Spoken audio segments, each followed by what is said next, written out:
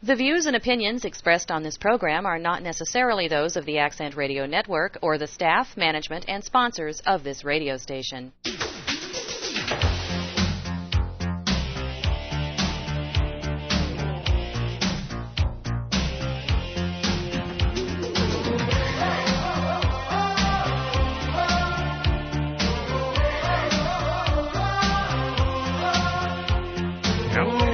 Mr. and Mrs. America, and to all our ships at sea. Hi, everyone. I'm Jerry Hughes, and welcome to Straight Talk from the Accent Radio Network. And across our Grand Old Republic, we welcome you, and we thank you very, very much for the great honor, for the privilege, and the pleasure of sharing this time with you, and I hope you're doing well. This is the Second Amendment Hour of Straight Talk. It is heard each Wednesday in the second hour of our broadcast. And our co-host for the hour is Mr. Marco Caporale. Marco is the owner of Family Firearms in Brandon, Florida, in the Tampa Bay area. Their website is familyfirearms.net. That's familyfirearms.net. Marco, welcome back, sir. Thank you again for being with us. No problem, Jerry. It's always a pleasure. Hope everything's going well for you, sir. It is going well. It's another day in paradise, and we're living the life. Oh, absolutely. Every day above ground and on the green side of grass is a great day, isn't it? Yes, sir. Guarantee you. Unfortunately, there have been some bad events recently. We had school shooting this week. Last week, I believe it was, there was a slaying of a Washington State patrol trooper. And unfortunately, although lives were lost in those, there are some folks who are trying to capitalize on these horrible events and suggest that, well, this is just more signs, more ammunition, no pun intended, to take guns away from people, to prove to the American people that we need more gun control, less guns in the hand of private owners, and so and so. And yet, Marco, to me, it's just the opposite. I mean, to me, it proves that the very concept of gun control does not work. Yeah, I mean, I think we obviously have to differentiate each of the examples that we've been provided, the incidents that have happened over the last couple of days and the last couple of weeks. But you're absolutely right. The main issue at hand is gun control does not help or attack the criminals that are the ones in these situations. The more gun control you have, they don't follow the laws and the rules anyway, so they're still going to get guns. It's the average everyday citizen that does follow the rules and the laws that is inhibited from protecting themselves. Yeah. And in almost all of these cases, that's what happened. They don't care about the laws. It doesn't apply to them. I mean, the very fact that laws were broken here by the young man who unfortunately was involved in the school shooting that resulted, I think, thus far in at least 3 deaths and a couple more people injured. How many laws did he violate that are already in existence? One more, and he would not have done it. But there had been one more law, would he have said, oh, wow, gee, that cancels the whole thing. I can't do it now. And this individual who shot the Washington State trooper, long criminal history. One more law would have said, well, gee, I've done meth, and I've been a drug user, and I've sold marijuana, and I've done forgery, and I've done this, and I've done that. But there's a gun law here, so I sure can't shoot this trooper. Yeah, I mean, it's unfortunate, for example, that you have children, and in 2 of the stories, they are children. Obviously, one is an accident, one is purposeful.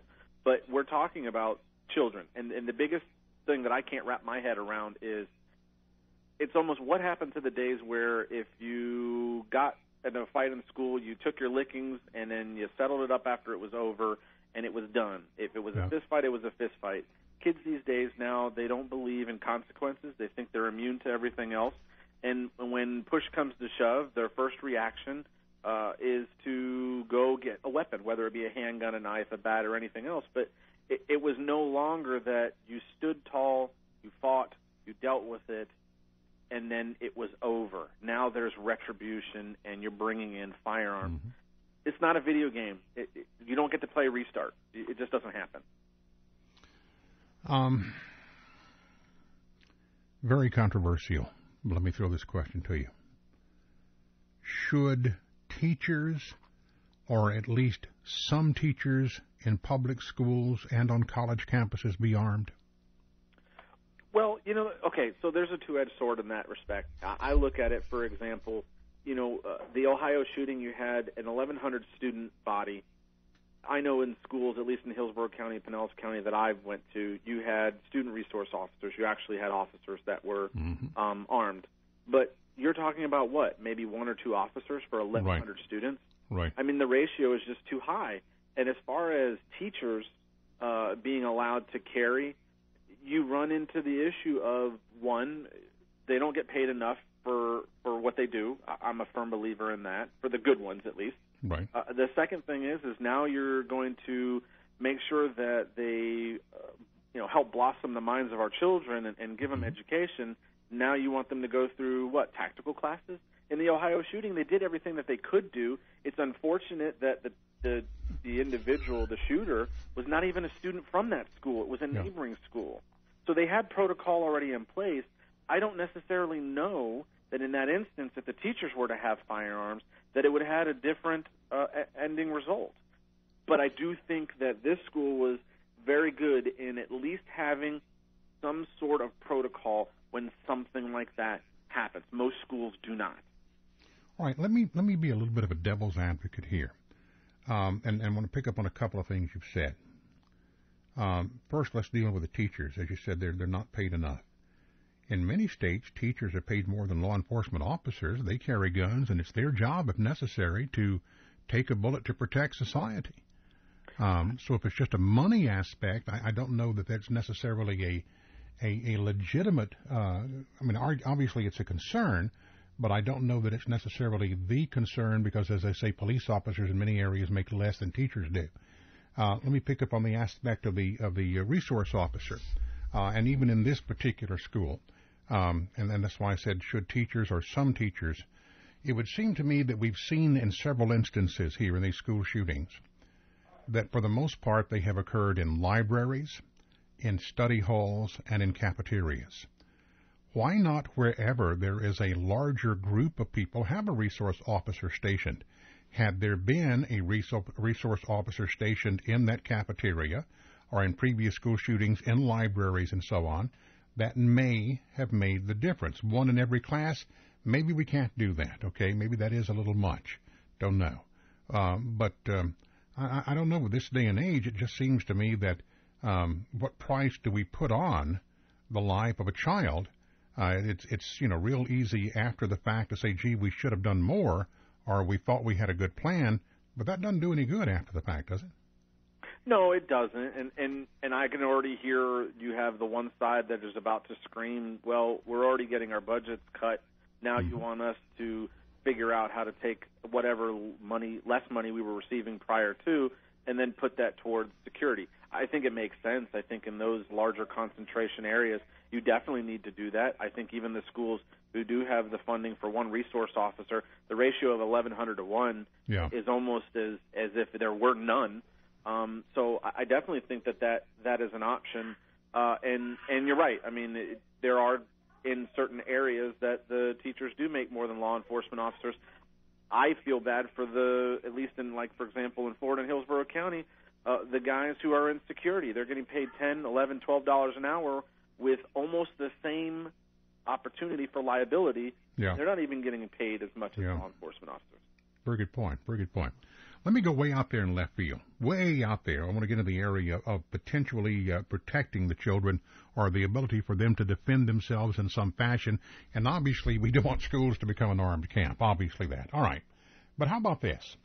In the aftermath of 9/11, there was a concept among many of the people who fly regularly that if we are ever confronted with a hijacker, we're going to take him out. We've got nothing to lose. We're going to get hurt anyway if we don't do anything, so let's try to take this guy out. And again, this is way out there perhaps in left field, but I'm just throwing it out there. Let's say you've got these students in a study hall, in a cafeteria, in a class.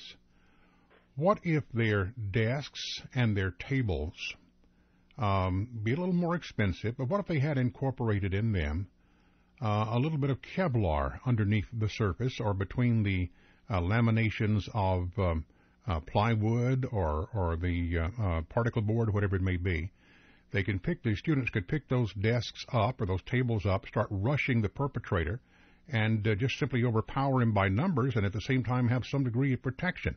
As I say, that's way out there, but surely there are things that can be done to help protect children or to allow them some type of defensive posture other than, I'm going to sit here in my desk or I'm going to crawl under this table where you can still draw down and really get a good bead on me. Here I am, shoot me. Because that's the way it is right now. Yeah, I think that there is. And for example, I think Fox 13 actually had a story where they were actually discussing that. Two things that I would say is okay, well, why go that extra step to assume that the school's going to do that? Yeah. Why not, for example, the parents spend $100 to $150, for example, to buy a Kevlar insert that their children can use in their backpacks already? All you need to do is to turn it around to your front and cover your vitals, and you have at least 100% more chance of surviving than you were before because you had nothing. Yeah, actually, 80% of the people who are shot by a handgun survive. But when it's up close and personal in your head, that makes it a lot different, or in the chest, that makes it a lot different. Correct. I mean, I gotta say this is I definitely think parents should not just assume that the school is there in order to protect their child, as well as I think that definitely they're there to educate their child. It's not babysitting, and I think the parents, and in some of these instances, when you look at their home life, I think the parents need to step up and say, look, it's not, yes, I work from 9 to 5, but this is not for me to drop my child off in order for babysitting. I think they need to prepare them as well. I think the parents need to step up as well. And let me offer one other word here for the teacher. Fine, we don't want to arm them. I fully agree with you in that particular case, and it probably will not be the good thing to do. But let me offer one other word in every classroom: taser. Yeah, I think it's a great non-lethal. Taser, I mean, even for if you wanted to go a little bit less lethal than that, pepper spray. Everybody's going to hurt, but at least, there's disorientation. Good point. All right. A lot more to talk about, a lot of stories out there. We're also going to go to our phones when we continue. 8662-ACCENT. Mr. Marco Caporale of Family Firearms in the Tampa Bay area of Florida. FamilyFirearms.net on the Internet. And we'll be back with the Second Amendment Hour of Straight Talk on ARN. Do you believe something is wrong in this country? Do you think you've been lied to by the mainstream press? Then go to www.newswithviews.com, an online publication that will keep you informed on what's really happening. Newswithviews.com is to bring you the best news and commentaries on current events that may be manipulated or controlled by the mainstream media. Newswithviews.com is to enlighten, educate, and awaken people to the real issues facing this country and the world today. Newswithviews.com is dedicated to revealing lies, innuendo, and agendas, wherever they may be. Political affiliations are not to the left or the right, but to what is right and true. Updated daily, there is no reason to go anywhere else. Visit www.newswithviews.com today. Newswithviews.com, where reality shatters illusion.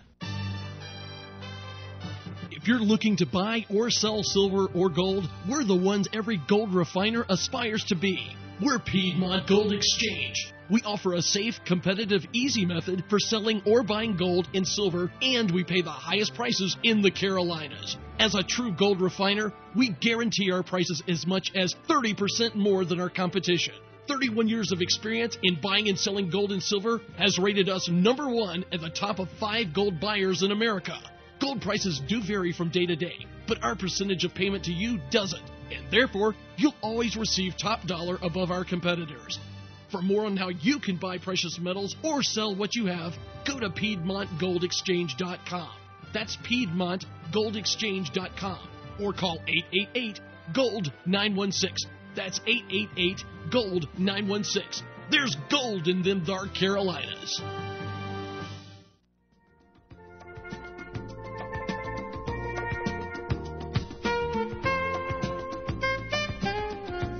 And again, welcome back to the Second Amendment Hour of Straight Talk on ARN. I'm Jerry Hughes, and our co-host Marco Caporale of Family Firearms in Brandon, Florida. Let's go to our phones, 8662-ACCENT. Jack is online with us in Central Florida. Jack, hi, sir. Welcome to the program. This isn't Jack. This is his wife, Nan. Oh, Nan, I'm sorry. That's okay. He introduced himself. But the whole thing of it is I am a teacher, or used to be. Mm-hmm. but there is no way you'd ever get me back into a classroom because I would be buried under the jail because I won't take out of somebody else's kids what I won't take out of my dog. Amen to you, sister. Amen. I agree. Okay, I'm telling you, if we get discipline back into the classrooms and put parents with a paddle in their hands, we aren't going to have these problems.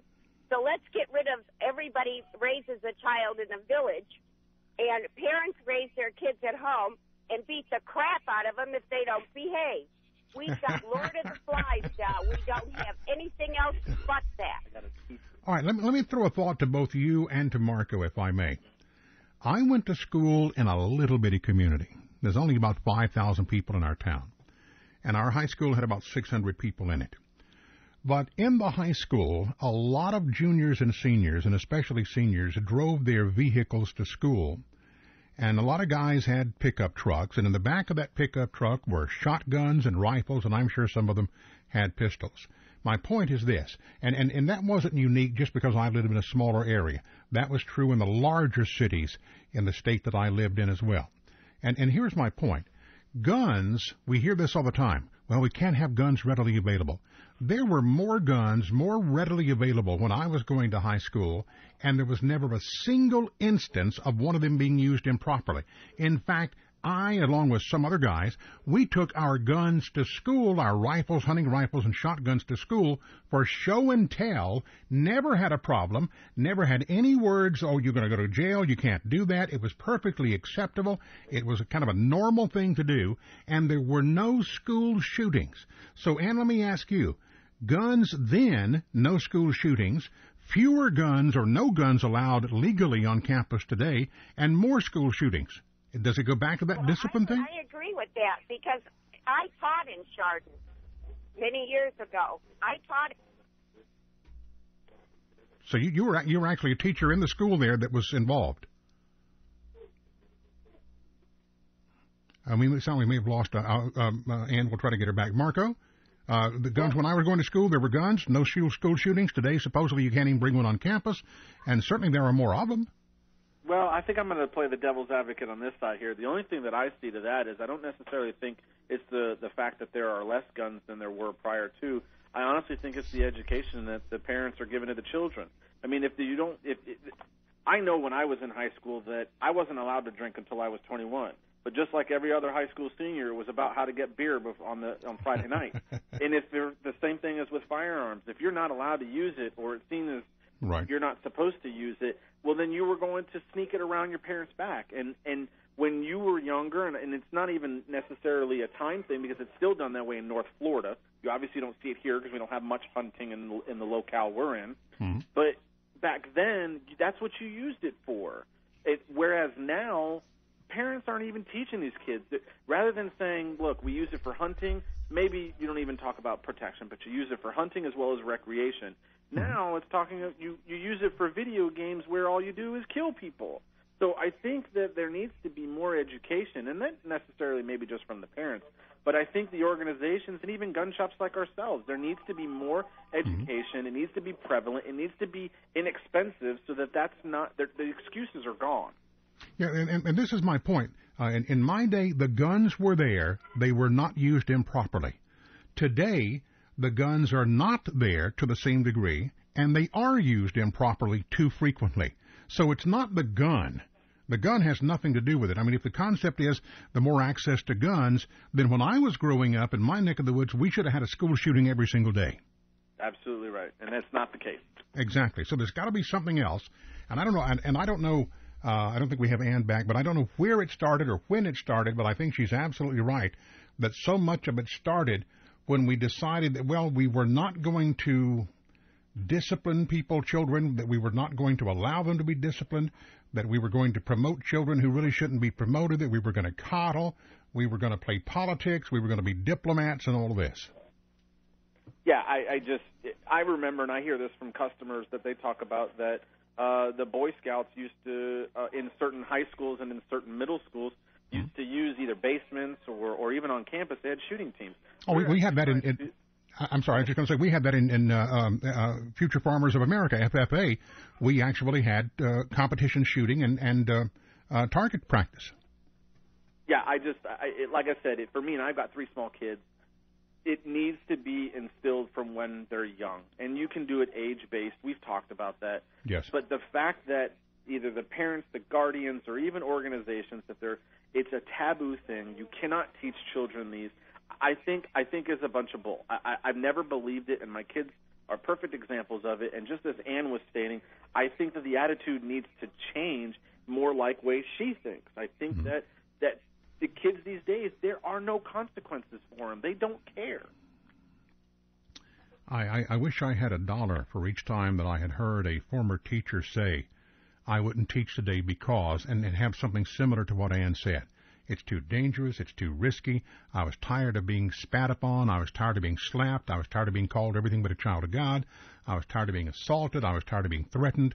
Man, in my day, if you looked at a teacher the wrong way, give your soul to the Lord because your rear end belonged to them.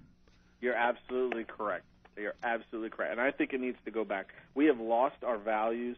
You know, you look at an agrarian society, and a lot of people talked about, for example, well, you need to go to school. What happened to where the family taught the children? We homeschool our kids, and I understand it's not for everybody. But at the same time, if I send them to school, it's almost like sending the sheep to the wolves' den. Yeah. All right, we need to pause for a couple of minutes. When we come back, got some news from our friends at the United Nations, still after your guns. Major preparation underway for their, quote, arms trade treaty implementation. When we continue with the Second Amendment Hour of Straight Talk on ARN.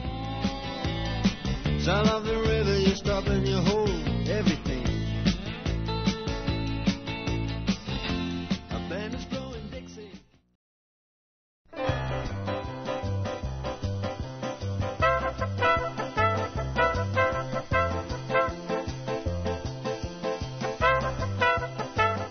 Welcome back to Straight Talk from the Accent Radio Network, 8662 Accent, and the Second Amendment Hour of Straight Talk.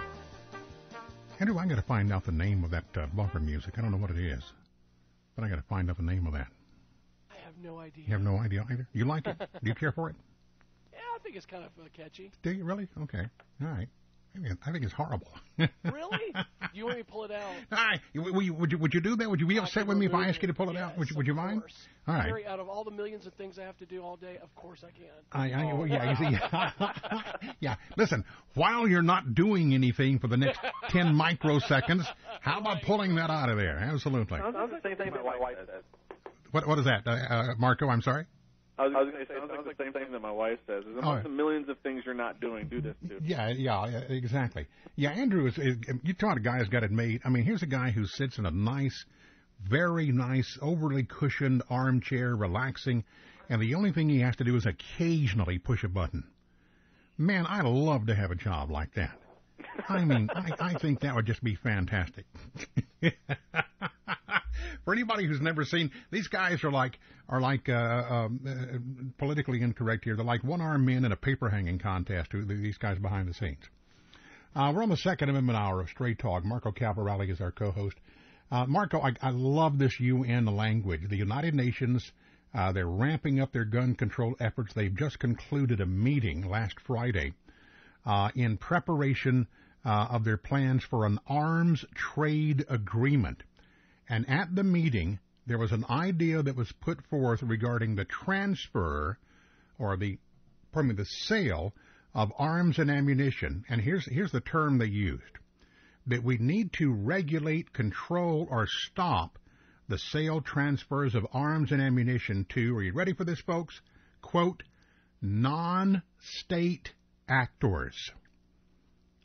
So rather than say to the private citizen, they're calling the private citizen non-state actor. Yeah, I got to tell you, I mean, I have to say two things. The first and foremost, I understand the overall need for this. Okay, the way I look at it, and from everything that I've been reading, as a general rule, it seems to be in the same line as what the overall ATF is doing in our business. Mm-hmm. However, where it starts to get real hairy is the change of definition, and not even just that. The fact that they even want to go in and the 7 allowable type firearms, they want to go in and make it even more strict as far as, and more specific as far as the types of firearms, and discussing all ammunition for that, including small firearms. So I mean, it's disconcerting to see that once you start getting, and I always look at it in just the civilian form, and that is when you get the lawyers involved, they're a necessary evil. And that is, obviously you need them, but they oftentimes can break everything apart and can destroy what it is that the overall goal is. I think in this case it's kind of the opposite, in that the overall goal is to destroy the Second Amendment right.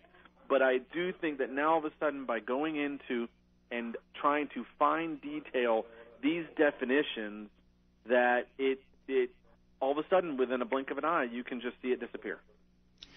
Do you think if they start with 7 classifications or types of firearms, you think if they are successful in a few years, they'll reduce it to 5 or increase it to 9 or more?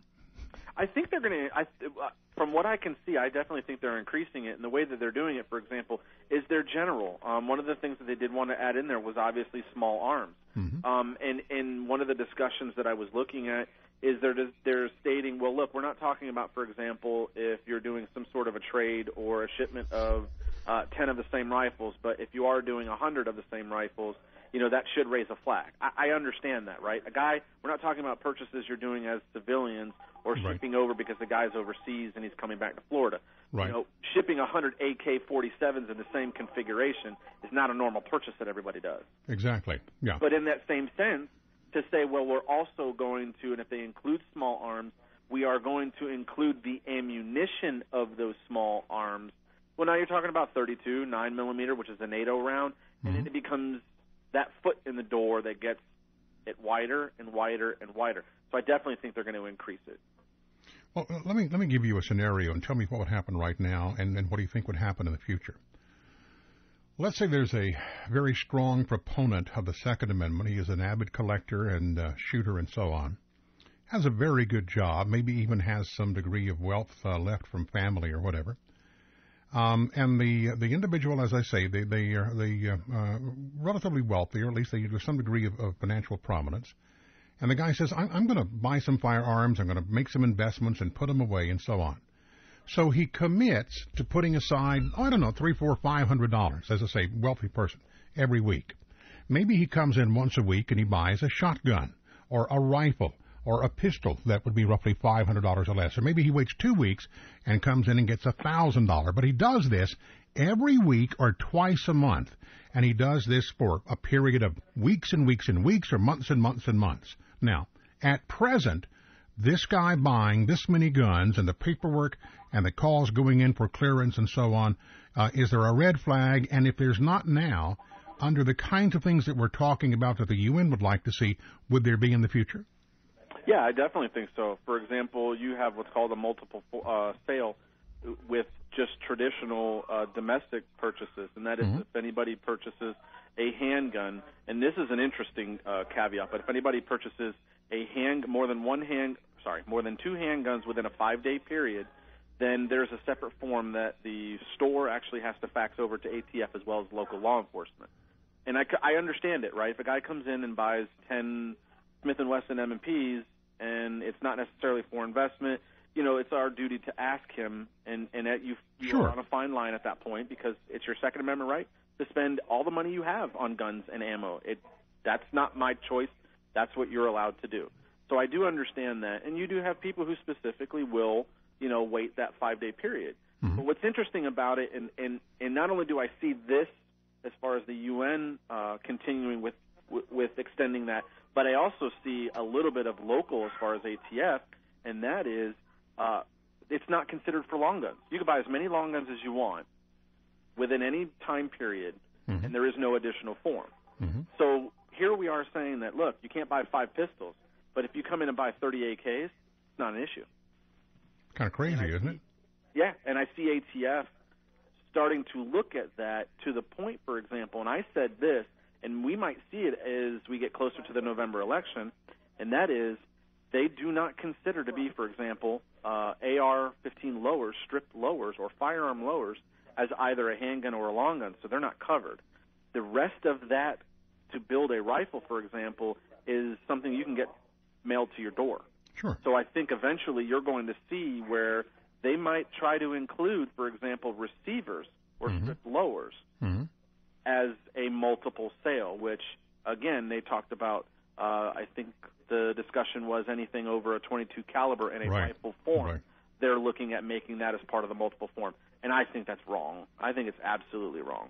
So either way we cut it, unless there is a staunch defense of the second and a turnaround of the mindset, this seems to be the way we're headed. Yeah, I really do. And what's hard about it is it's hard enough for the average everyday citizen, as well as, for example, the pro-Second Amendment organizations, to have a watch over domestically, and then now we need to look at internationally. And it becomes, when you deal with, obviously, domestic laws and then international or maritime laws, you're starting to get into a whole different realm that has different rules of the ballgame. So it gets extremely difficult. All right. Again, let's pause. We have one more pause here. We'll come back with a good long segment to pick up another issue and tie up some loose ends. We're on the Second Amendment hour of Straight Talk from ARN. Are you new to freeze-dried foods? These fine, easily storable foods were first developed for the U.S. space program. Today, the U.S. military and the U.S. submarine service enjoy using these products extensively. Freeze-dried foods typically maintain their high nutritional value in excess of 30 years. Why store emergency food? Keeping food on hand for emergencies protects you the same way as does insurance on your home or car. With Freeze-Dry Guy freeze-dried foods in your food reserve, you can be ready for just about any unexpected crisis. In today's turbulent times of uncertainty, global crisis, world market collapse, stock market volatility, increased frequency of natural and man-made disasters, there has never been a better time to get a survival insurance policy. Take the necessary steps to protect your family in these uncertain times. Visit freezedryguy.com or call 866-404-FOOD, 866-404-3663. We pay the freight within the lower 48 states. We all occasionally experience acid reflux. Some reasons? A hiatal hernia may cause it. Also obesity, pregnancy, citrus foods, fried foods. There are a lot of reasons. The best that medical science offers is antacids. This is absolutely the wrong way to approach it. Your stomach needs that acid. It's absolutely essential for proper digestion. It's like why we have nerve endings, pain receptors. If we didn't, how would we know we were hurt or that there was an issue to be addressed or corrected? In other words, you don't cut off the head to get rid of the headache. Daniel Chapter 1's all-natural product, Aliments, is literally a godsend. It allows for normal stomach acid production and function. It creates a gel-like barrier between your stomach and your esophagus. So it lets your stomach continue to do its thing, but you don't have to be reminded of it. Antacids are not the answer. Aliments are. God in Daniel Chapter 1's all-natural answer to acid reflux. Call 800-504-5511 or get your Aliments at your nearest Daniel Chapter 1 center.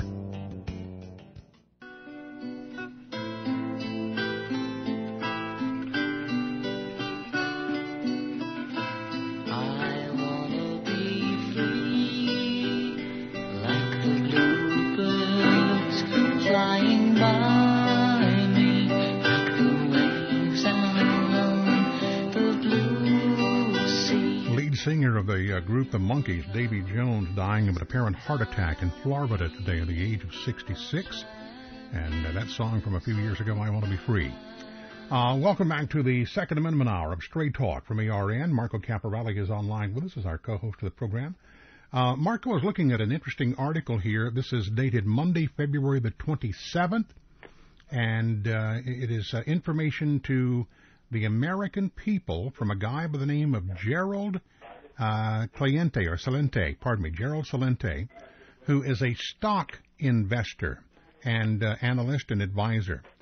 And here's the way the story reads. Just when you thought unemployment was dropping and stock markets were surging back, 3 analysts today have sent out a stark warning to the American people to brace for another financial crash.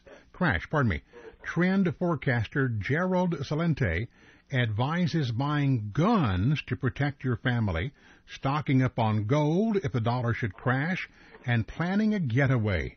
So it's no shock he's preparing for an economic 9/11. Share prices and unemployment are posting their best figures in 4 years since the recession, but Mr. Celente, along with Harry Dent and Robert Precher, say this rebound will not last, that Americans should be buying gold, guns, and being prepared for a crash. Well, the first thing I think, and it's more of a joke than anything else, but if anybody's ever seen a picture of this guy, he looks pretty strikingly similar to Bernie Madoff. So yes, he does. The first thing is that. The second is I know that the history behind this guy is that he's been a doomsday sayer for a while, and I'm not necessarily saying that his reaction to everything or his thought process is wrong. I definitely think that America needs to be ready for some sort of economic crash. I don't think a downturn is the right way to say it. Yeah. It definitely needs to be said that a crash can absolutely happen. But the other thing is I'll tell you, if we're going to get to the 1930s, if we are going to see the depression that, at least I've never obviously seen it, but that my family has seen, I got to tell you, I don't necessarily think gold's going to be the one thing I'm going to invest in. Yeah. I definitely think that we need to, one, invest in, obviously, ammunition and firearms for protection and hunting. But the second thing is I feel really bad for the majority of American citizens right now, because the only thing they know about cooking is either making it in the microwave and pressing the start button or dialing for delivery. What's going to happen when you have either no power or power is too expensive, you can't get gas, and you need to start a fire and cook with a Dutch oven? Yeah. It's now, when you used to make fun of the Boy Scouts in school, you're going to wish that you became very good friends with them, because now you don't have the tools to do anything. Yeah, I think that, and again, this is just my opinion, and you feel free to shoot me down or agree or to whatever degree you'd like to. But I think that for any of us who believe that let's just say we got $10,000, man, I'm going to buy $10,000 worth of guns and ammunition. No. Certainly a person needs firearms to protect themselves and perhaps for hunting and such. You also need fishing equipment, but you also need flour, you need meal, you need sugar, you need coffee, you need tea, you need beans, you need these things that are going to help protect you if, big, huge, gargantuan word there, if there is a problem, not only to protect yourself and to feed your family, but perhaps for trading purposes as well. If we think that it's just going to be guns and gold that are going to take care of us, we may have fun target practicing a lot and counting our gold, but we're going to be very hungry. Well, yeah, and I think that's a perfect example people need to think about, because what's the worst case scenario? Worst case scenario is prices go out of whack, that you can't have access to the staples that you need, and yet you've been storing this. So wonderful, you have access to it. And then the best case scenario is you're wrong, and we don't go through that process. But what did you lose? You have food that you can use or donate or trade or do whatever it is that you need, but you really don't lose anything. I mean, if you're preparing correctly, you obviously are not buying processed stuff that, maybe, or non-processed items that will, go bad within 3 months, but something obviously that lasts a year or 2 years. But again, what's the best case scenario? It never happens. Well, great, just eat the 50 pounds of pasta you saved over the next year. I mean, whereas with gold, wonderful, the value is still going to go up, but you have no other use other than to sell it or exchange it. You made a point there a moment ago. There's been a lot of people saying this for a long, long time. And I guess there's the old adage that has some degree of prominence or some degree of, validity here, that if you say something long enough, eventually it may happen, like the guy who says, my feet are killing me. Well, eventually he's going to die. Now, whether it was his feet or not killing him, I don't know. But I do wonder sometimes, do those of us who are strong supporters of the Second Amendment, and I mean the absolute hardcore element, do we sometimes have a tendency to feed off of these kinds of things and to take these things to heart to a much greater degree? What is the old adage in the sense of moderation or in moderation everything? Have a good shotgun, have a good rifle, have a good pistol, or 2 or 3, and have plenty of ammunition and such. But beyond that, don't run out and just go crazy saying that, well, if I've got 1,000 guns or 100 guns, I can survive anything that's thrown at me. It's just at first, it's not necessary, and secondly, it's not true. Yeah, I definitely agree with that. Here's my take on survival if this were to happen. I'm not necessarily concerned about surviving for 2, 3, 4, 5, 10 years down the road. I am concerned about having survival and provisions for at least 72 hours of when something major occurs for myself as right. well as my family. Because if that does occur, most people are going to have issues within the first 72 hours. That's when chaos really starts to happen. After that, it's more of, well, how do I continue to survive? And it might be morbid to think, well, listen, as far as ammunition or the type of firearms, all I need to do is to be able to get me and my family to the next person's house that may have provisions and then overtake that individual. Good point. Good point indeed. We've got about 5 or 6 minutes remaining here. Let me ask, we've talked many times on our program since we've started the Second Amendment Hour here about personal defense, about the necessity to know how to use a firearm and when to use it properly and legally and so on. I was just noticing on your website, which is familyfirearms.net, you got sure and begorrah the luck of the Irish here. You've got St. Patty's Day special coming up on defense training. We do. For St. Patrick's Day, the Saturday the 17th, we have a 2-for-1 on our concealed permit classes. And that actually stemmed when we did it for Valentine's Day. It was a couples thing. We did it last year. Last year was a complete success. We had 30 students, wow. All of which were couples. And this year we had 24. And it actually, from the time that we announced it, within 3 days, it was completely full. So we felt bad for a lot of individuals that later on during the week had just gotten word about it. And we decided, well, let's, present it. Let's do another special for everybody else and have some fun with it by making it Irish. So, okay. As long as everybody is wearing some sort of green, then we don't have to worry about people trying to pinch each other and shooting the other one. So maybe if you bring a pink pistol with a green band around it or something, that would be all right? Absolutely. We'll do some target practice and see what happens. All right. So folks can go online and they can find out more about that. And it is a 2-for-1 special. Is that right? Yes, sir. It's 2-for-1, 2 people for 1 person. Normally it's $55 for 1 person or $85 for 2, and now for the 17th, right. 2 individuals for $55 total. All right. Just out of curiosity, anything new, any new products? We talked about the SHOT Show. It was, a couple of months ago now, month and a half, something like that. Yes. Anything new that is coming out that you're getting word of or that has arrived in the store that is interesting that people might find interesting or important to have? Sure. Well, as far as firearms or anything like that, I think the most interesting thing that I've been really looking into right now is as far as its ammunition. Okay. So the biggest thing we talk about is a lot of people with, for example, AR-15s, whether you're going to go with a 5.56 or a 308, and we have a lot of hunters now are using that type of platform. Sure. Well, Remington, as well as Advanced Armament Corp, came out with a round called the 300 Blackout. And the 300 Blackout was a design, it was a stretch from the 300 Whisper. And what they basically did, which, I love guns. And the biggest thing I like about guns is the fact that we're allowed to have suppressors. So what they did was they took a round, and rather than forming it to the gun, they took a suppressor and made the round form to it. So one of the things that we've been really looking into is ballistic-wise on the new 300 Blackout. And I really think either a lot of hunters, especially hog hunters, need to do this, to look at it. But what we are seeing is that the ballistics from a 9-inch barrel with 300 Blackout is identical to the 7.62 39 AK platform in the 0 to 300 yard range.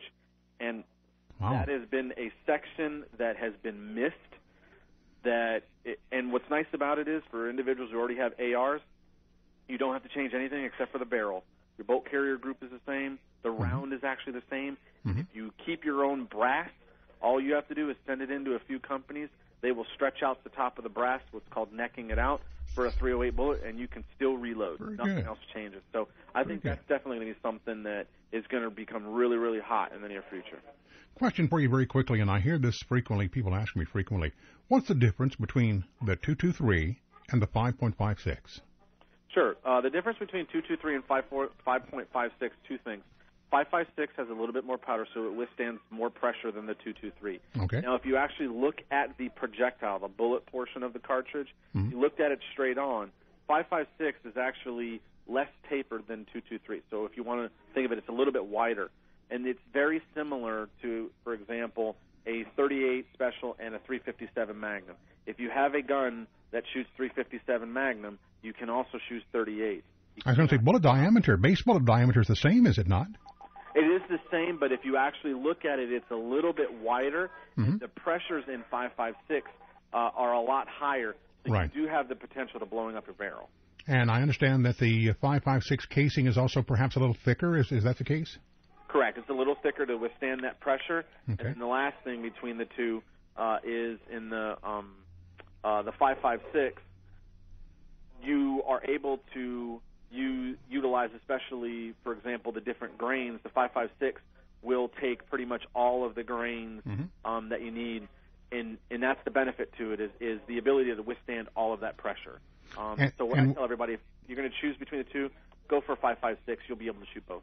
There you go. All right, and one other thing very quickly. The imported 5.56 223 ammo, steel casing primarily from Russia. Constant controversy on that. Don't you dare shoot it. It's bad for your gun. It'll rip the casing apart. It'll get stuck in the case, get stuck in your chamber. Yada yada yada. Others say I've been shooting it for years with no trouble. What say you? For me, use it. I mean, it's cheap. The thing they talk about that it's going to break your extractor, and I've rarely seen that happen. If it does, it's not that expensive to fix. And the second thing is if you don't reload, don't worry about the brass. Just let it be. So there you go. If it's cheaper, shoot it. So the old wives' tale that you're just going to destroy your gun if you shoot the steel-clad ammo or the steel-cased ammo, nothing to that. No, not necessarily. All right. And we got about 30, 45 seconds remaining here. The website is familyfirearms.net. That's familyfirearms.net. 30 seconds for a final thought. Anything you want it to be? No, I just want to say God bless America, God bless us all, and we definitely need more teachers like Ann. So if there are any out there just like her that want to, please go back into the classroom. You know, I tell you what, we definitely need more teachers like Ann, but at the same time, I'm glad I'm not in school, and Ann is my teacher, because if the way I did sometimes, I'm sure that I would be getting the Board of Education applied to me frequently. Yeah, I did that when I was in school, so I understand. But certainly, yes, indeed, we need more like Ann. And Ann, God bless you, and thank you very much for calling. Marco, thank you very much for being with us today, sir. We truly appreciate it. Anytime, Jerry. Thanks for having us again. Thank you, sir. God willing, we'll do it again next Wednesday. Thank you. We'll and again, ladies and gentlemen, the website is Family Firearms. That's Family Firearms, one word, lowercase, familyfirearms.net on the Internet. And it's a great website with all kinds of information and data and such. You can find out about a new gun range that's going to be opening in March over in the Tampa Bay area, an indoor gun range, and a lot of other stuff there, too. If you have any questions or comments, feel free to send us an email to jerry@accentradionetwork.com. That's jerry@accentradionetwork.com. We'll be happy to get them out on a future program. Thank you for the tremendous honor, the privilege, and the pleasure of sharing these hours with you. Thanks and appreciation to our affiliate radio stations and to the guys and gals who operate them, allowing us on their broadcast facility and their program lineup. And thanks to those who are listening in by way of the the World Wide Web. I'm Jerry Hughes for Straight Talk from the Accent Radio Network. God save the Republic of the United States of America.